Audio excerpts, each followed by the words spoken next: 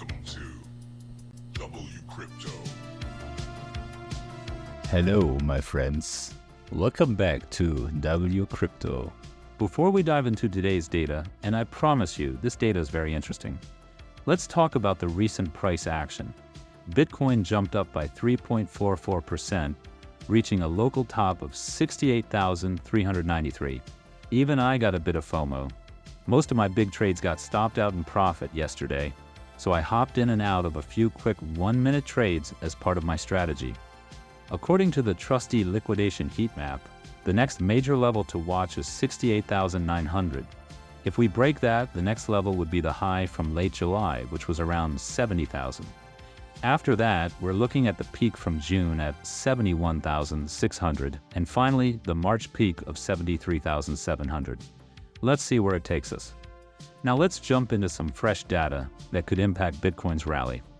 Recently, Bitcoin's OTC desk balance surged to over 410,000 tokens, hitting a 2.5-year high.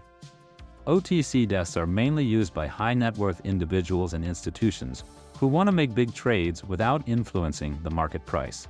So why does this matter?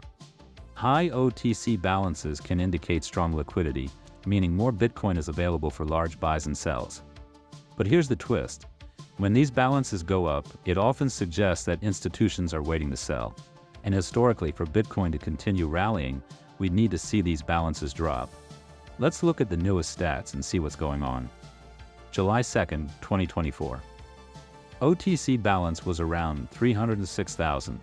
Bitcoin's price, 62,104. The 30-day balance change was over 90,000. October 1st, 2024. The balance jumped to 414,000, with the price slightly lower at 60,884. The 30-day balance change, just over 21,000. So while Bitcoin's price stayed relatively stable, we saw a big jump in OTC desk balances. October 15th, 2024. The balance slightly dipped to 412,000 and Bitcoin's price shot up to 67,000. But here's the kicker. The 30-day balance change is now barely over 700. That's a massive slowdown in accumulation. What does this tell us? The initial surge in OTC balances in early October hinted that institutions were potentially preparing to sell, which put the brakes on Bitcoin's upward momentum. But with the slowdown in balance change by mid-October and the price surge, it seems like the market might be absorbing that liquidity. However, if Bitcoin is to sustain this new rally, we'll need to keep an eye on these OTC balances. A further drop in balances could signal that institutional selling pressure is easing, allowing for more upward price movement. In the meantime, stay cautious. While Bitcoin's price shows strength and OTC balances remain high, it's important to consider the context. The usual interpretation of rising OTC balances suggests potential selling pressure. But with heavy ETF buying now in play, these elevated balances could signal strong institutional accumulation instead. ETFs use OTC desks to fulfill large orders without disrupting the market, so these high balances might reflect ongoing demand rather than impending sales.